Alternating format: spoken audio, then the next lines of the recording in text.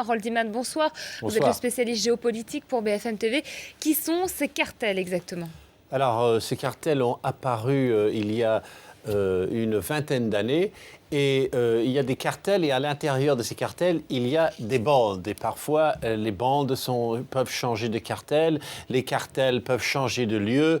Bon, voici la carte que l'on verra le plus souvent quand on consulte ce genre de sujet, des cartes officielles et de la presse mexicaine. Alors, il y a un cartel de la drogue, c'est-à-dire ils vendent de la drogue, ils passent des personnes, ils volent du pétrole, ils font des enlèvements. À Tijuana, ils ont presque rendu la ville de Tijuana impraticable pour les terroristes américains.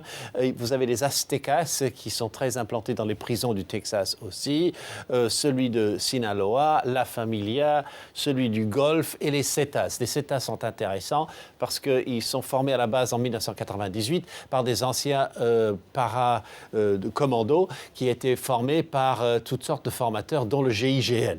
Mais ils ont mal tourné et ils ont commencé ce groupe qui a la spécialité de recruter des ex-soldats. Et voici un peu leur iconographie. Ce sont des espèces de templiers, des chevaliers des temps modernes. Voici une bande qui s'appelle les Chevaliers Templiers, mais un peu dans la réalité, pour revenir à la dure réalité, voilà ce qu'ils produisent le plus souvent. Des meurtres et des enlèvements aussi. Harold, comment est-ce que le gouvernement mexicain lutte contre ces cartels? Alors bon, il s'est réveillé vraiment de façon musclée il y a une dizaine d'années. Et donc depuis 2006, ils ont vraiment mis le paquet. Et on ne sait pas combien il y a de morts exactement dans ces guerres. Parce qu'il y a des guerres, des luttes intestines et on ne rapporte pas tout. Donc est-ce 10 000, est-ce 60 000? Parfois on atteint 30 morts dans une journée, 20 enlèvements par jour. Les États-Unis ont donné énormément d'argent pour former la police mexicaine. Il y a 4 500 policiers mexicains qui se font former aux États-Unis.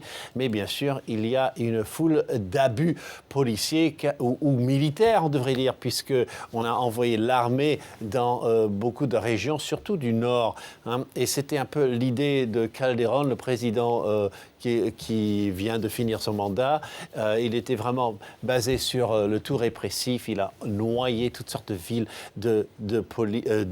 d'armée, carrément. Mais bon, l'armée a eu des pertes. C'était très violent. Et maintenant, son successeur, il actionne un peu plus le volet social et il essaye de remettre sur pied une police locale. Et on lui souhaite bonne chance.